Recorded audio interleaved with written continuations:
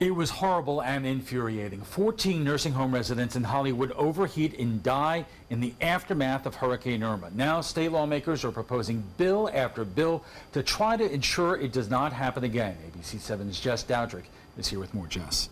Alan, the state seems to be taking aggressive action. 3 bills are already on the table, up for consideration during the 2018 legislative session. But those bills could easily die in the state Senate or House, like similar bills did a decade ago. At Fountains of Hope Assisted Living Facility in Sarasota, the community hunkered down and took on Hurricane Irma, like many in the area did. It really went without a hitch.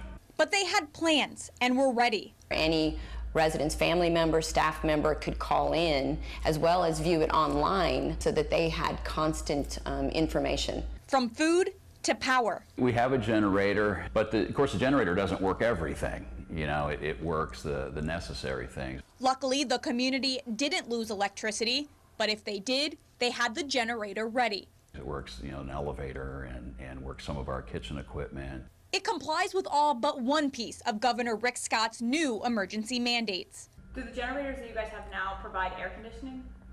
They don't. Scott's emergency rules give assisted living facilities and nursing homes 60 days to get generators and fuel that would allow the facilities to operate for at least 96 hours after a power outage. Standards based on those already in place at Florida hospitals. We're here to see what else we can do. Both Chris Gillespie and Stacy Sweeney in town from Birmingham, Alabama, at Fountains of Hope, talking about how to comply with the mandate. While they're happy to do so, we found out that there's no way that we can get even a day tank or an additional fuel tank for the fuel that we will need in addition to have AC in the communities. So they're asking for a waiver. So are other assisted living facilities across the state.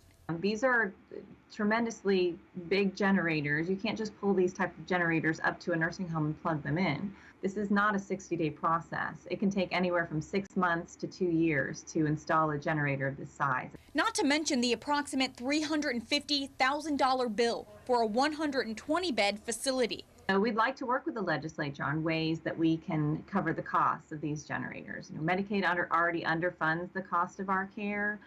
This is something that we want to do. We all want our residents to be safe. And Governor Scott's mandate isn't alone in its efforts. Now state senators and House members are proposing bill after bill. Senator Rene Garcia has filed a bill similar to Scott's mandates. It would require senior facilities to have emergency power supplies and fuel to last 4 days after a storm. Some nursing homes are very Medicaid heavy, and those are the ones that we as a state have to find the resources and the monies to make sure that we get them to that point so they can have the generators and the adequate cooling mechanisms to take care of them. Then in the House, Representative Sean Harrison proposing a bill that would make nursing homes and hospitals a priority for power restoration. If you have to have air conditioning or you have to have power to live versus somebody that just needs that for convenience or comfort, then you should be prioritized. Right now, hospitals are priorities, nursing homes are not.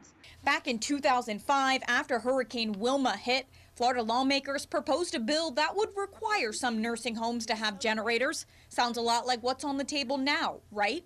Well, that bill died in the state Senate because of the industry opposition and money. But now that 14 people are dead, could the result be different this time? Stay tuned for the 2018 legislative session. While there was that tragedy in Hollywood Hills, it's important to remember that there were hundreds of assisted living facilities and nursing homes that successfully managed the challenges of Hurricane Irma. Thousands of residents were successfully cared for. Jess, thank you.